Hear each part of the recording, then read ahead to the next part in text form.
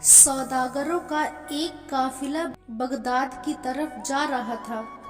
उनके साथ एक नाउम्र लड़का भी था, जिसकी माँ ने इस काफिले के साथ इसलिए कर दिया था ताकि हिफाजत के साथ ये अपनी मंजिल पर पहुंच जाए और दीन का इल्म हासिल करे।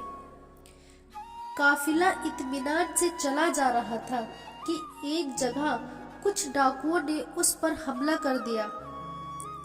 काफिले वालों ने अपना माल बचाने के लिए बड़ी चालें चली कि किसी तरह से कुछ माल बचा ले, लेकिन डाकुओं के सामने उनकी एक न चली, एक भी चाल भी काम न आई। काफिले वाले उनसे रहम की अपीलें करते रहे, लेकिन डाकुओं के दिल नहीं पसीजे।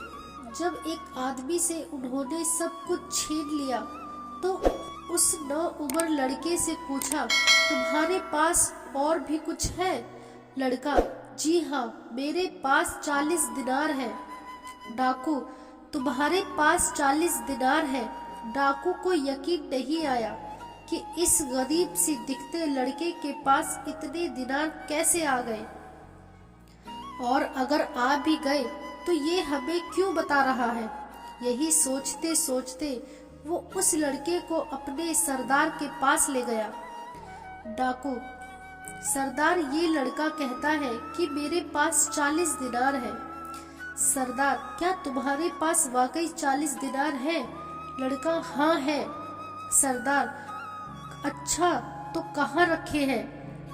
जी, मेरी कब्र से एक थैली बंधी हुई है, उसमें रखे हैं। सरदार ने लड़के की कब्र से थैली खोली, उसमें वाकई 40 दिनार थे। सरदार हैरत से कुछ देर उस लड़के को देखता रहा, फिर पूछा, तुम कहाँ जा रहे हो? लड़का बोला, दीन का इल्म हासिल करने बगदाद जा रहा हूँ। क्या तुम्हारा वहाँ जानने वाला कोई है? जी नहीं, मेरी अम्मी ने मुझे 40 दिनार दिए थे ताकि मैं इत्मीनान के साथ दीन का इल्म हासिल कर सकूं, क्योंकि एक अजनबी शहर में मेरी ज़रूरत कौन पूरी करेगा, और मैं क्यों किसी का एहसान उठाऊं। सरदार बड़ी दिलचस्पी और हैरत के साथ उस लड़के की बातें सुन रहा था, और वह सोच रहा था कि इस लड़के ने ये दिनार छुपाए क्यों नहीं और बता क्यों दिए। अगर ये छुपा लेता तो हम लोग तलाश करने पर भी नहीं पा सकते थे, और ये कि एक अजनबी शहर में तालीम हासिल करने जा रहा है और उसके खर्चे का दारोमदार इसी रकम पर है, लेकिन फिर भी इसने छुपा कर सब कुछ बता दिया। बच्चे की सादगी और सच्चाई ने उस डाकू सरदार को अंदर से झंझोड़ना शुरू कर दिया, और आखिरकार उसने पूछ ही लिया, बेटा, तुमने ये रकम छुपाई क्यों नहीं? अगर तुम ना बताते तो हमें शक भी नहीं होता कि तुम्हारे पास भी इतने पैसे हैं। लड़का, जब मैं घर से निकल रहा था तो मेरी माँ ने मुझसे कहा था कि कुछ भी हो तुम झूठ नहीं बोलना, तो भला मैं अपनी माँ के हुक्म को कैसे टाल सकता था। सरदार के अंदर का इंसान जाग गया। वो सोचने लगा कि ये छोटा लड़का अपनी माँ का ऐसा फरमादार है कि वो पैसे न होने की वजह से अपनी होने वाली मुश्किलों को जानता है और अपना मुस्तकबिल फ्यूचर तबाह होते देख रहा है, लेकिन माँ का हुक्म टालने को तैयार नहीं है। और मैं कितने अरसे से बराबर अपने रब से परवरदिगार के हुक्म को रोद रहा हूँ।